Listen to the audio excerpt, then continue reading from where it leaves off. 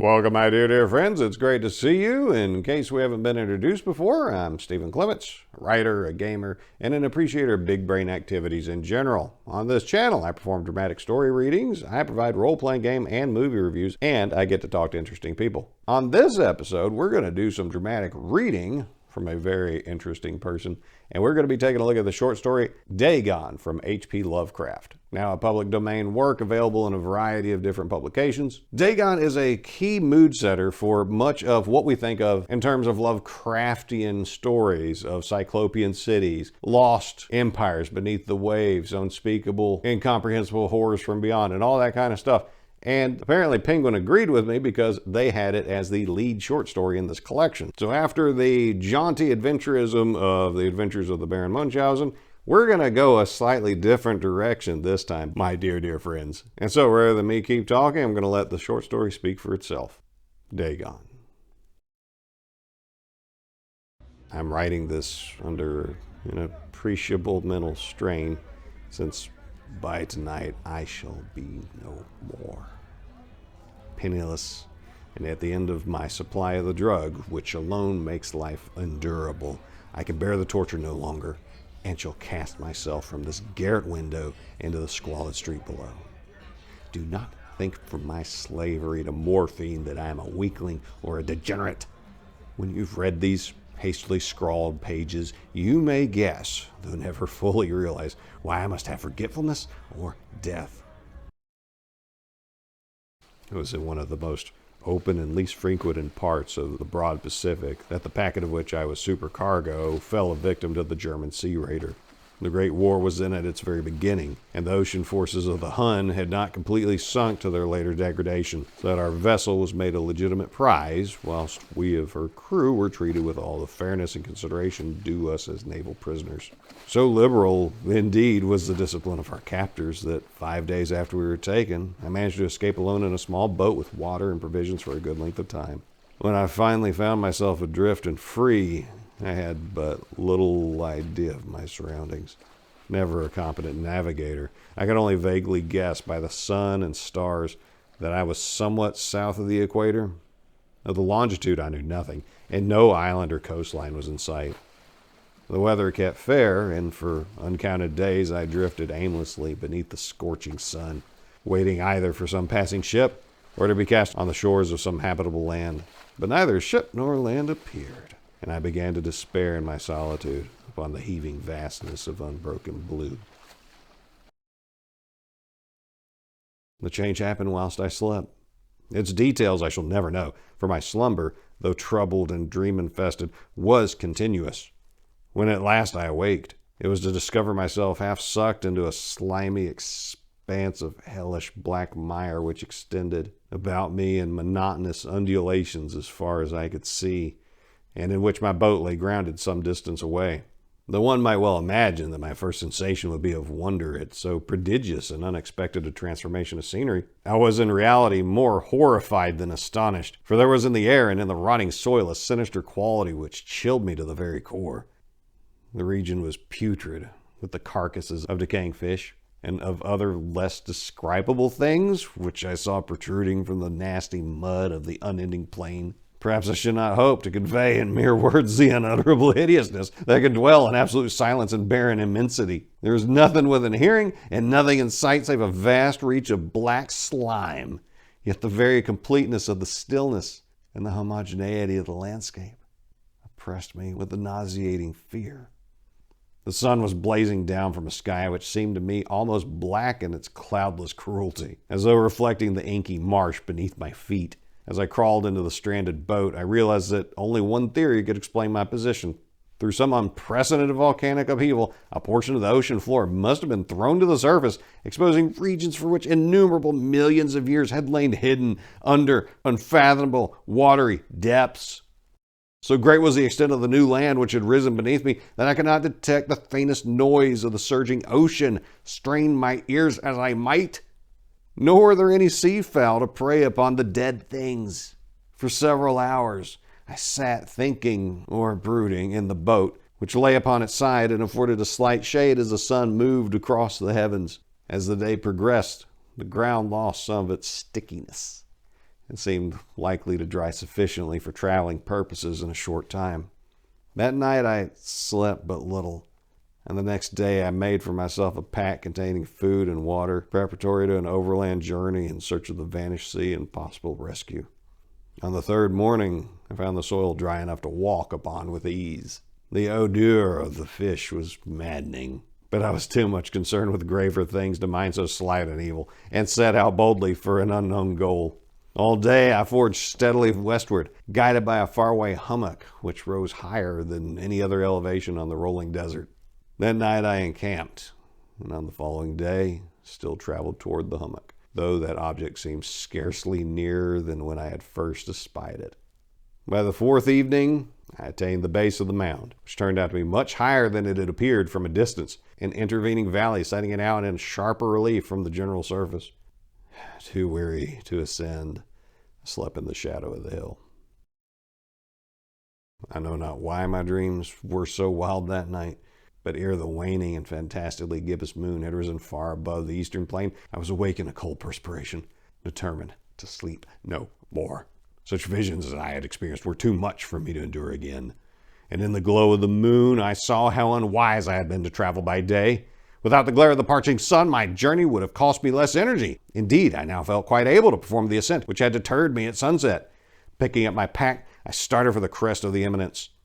I've said that the unbroken monotony of the rolling plain was a source of vague horror to me, but I think my horror was greater when I gained the summit of the mound and looked down the other side into an immeasurable pit or canyon whose black recesses the moon had not yet soared high enough to illumine. I felt myself on the edge of the world, peering over the rim into a fathomless chaos of eternal night. Through my terror ran curious reminiscences of Paradise Lost and of Satan's hideous climb through the unfashioned realms of darkness. As the moon climbed higher in the sky, I began to see that the slopes of the valley were not quite so perpendicular as I had imagined. Ledges and outcroppings of rock afforded fairly easy footholds for a descent, whilst after a drop of a few hundred feet, the declivity became very gradual. Urged on by an impulse, which I cannot definitely analyze, I scrambled with difficulty down the rocks and stood on the gentler slope beneath, gazing into the Stygian deeps where no light had yet penetrated. All at once, my attention was captured by a vast and singular object on the opposite slope, which rose steeply about an 100 yards ahead of me, an object that gleamed whitely in the newly bestowed rays of the ascending moon. That it was merely a gigantic piece of stone, I soon assured myself, but I was conscious of a distinct impression that its contour and position were not altogether the work of nature. A closer scrutiny filled me with sensations I cannot express, for despite its enormous magnitude and its position in an abyss which had yawned at the bottom of the sea since the world was young, I perceived beyond a doubt that the strange object was a well-shaped monolith whose massive bulk had known the workmanship and perhaps the worship of living and thinking creatures. Dazed and frightened, yet not without a certain thrill of the scientists or archaeologists alike, I examined my surroundings more closely. The moon, now near the zenith, shone weirdly and vividly above the towering steeps that hemmed in the chasm, and revealed the fact that a far-flung body of water flowed at the bottom, winding out of sight in both directions, and almost lapping my feet as I stood on the slope. Across the chasm, the wavelets washed the base of the cyclopean monolith, on whose surface I could now trace both inscriptions and crude sculptures. The writing was in a system of hieroglyphics unknown to me, and unlike anything I had ever seen in books, consisting for the most part of conventional aquatic symbols such as fishes, eels, octopi, crustaceans, mollusks, whales, and the like. Several characters obviously represented marine things which are unknown to the modern world, but whose decomposing forms I had observed on the ocean-risen plain. It was a pictorial carving, however, that did most to hold me spellbound. Plainly visible above the intervening water on account of their enormous size were an array of bas-reliefs whose subjects would have excited the envy of a Doré. I think that these things were supposed to depict men, at least a certain sort of men, though the creatures were shown disporting like fishes in the waters of some marine grotto, or paying homage at some monolithic structure which appeared to be under the waves as well. Of their faces and forms, I dare not speak in detail, for the mere remembrance makes me grow faint. Grotesque beyond the imagination of a Poe or a Bulwer, they were damnably human in general outline despite webbed hands and feet, shockingly wide, flabby lips, glassy, bulging eyes, and other features less pleasant to recall.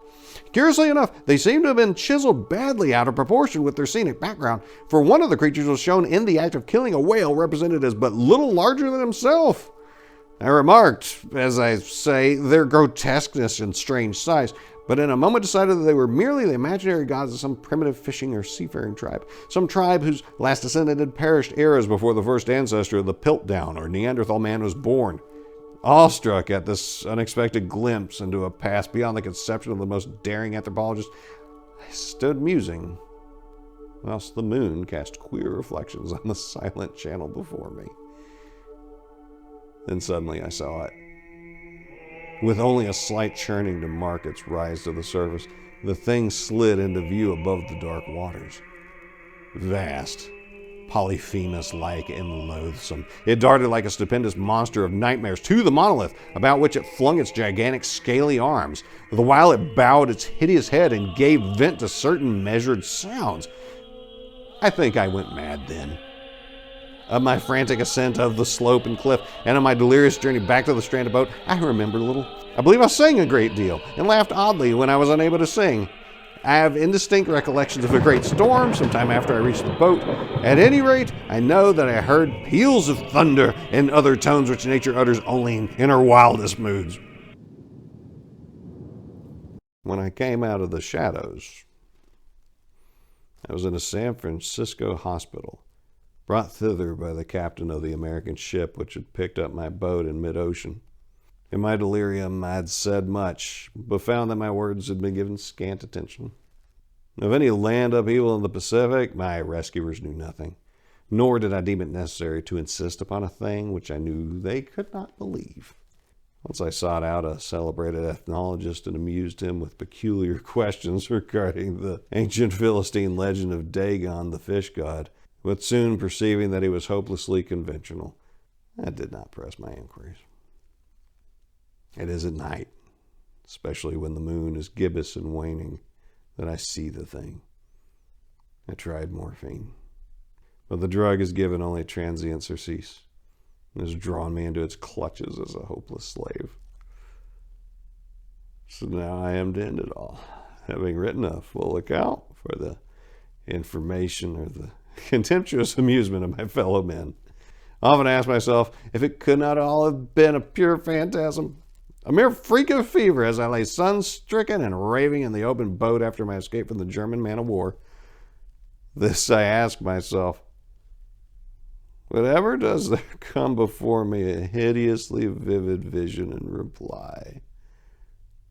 I cannot think of the deep sea without shuddering at the nameless things that may be at this very moment crawling and floundering on its slimy bed, worshipping their ancient stone idols and carving their own detestable likenesses on submarine obelisks of water-soaked granite. I dream of the day when they may rise above the billows to drag down in their reeking talons the remnants of puny, war-exhausted mankind, of a day when the land shall sink and the dark ocean floor shall ascend amidst universal pandemonium. I dream of a day. The end is near. I hear a noise at the door, as of some immense slippery body lumbering against it. It shall not find me. God, that hand! That window! The window!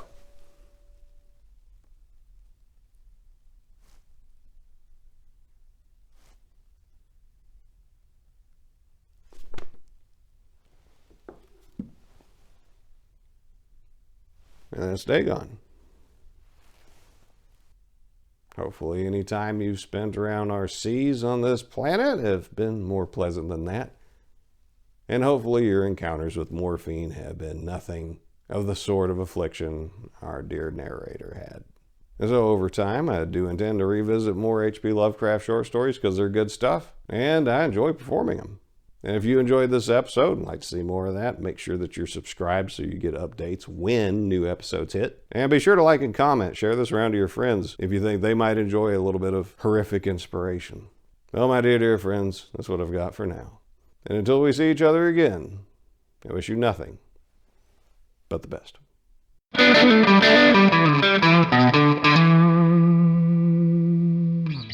I dream of a day. I dream of a day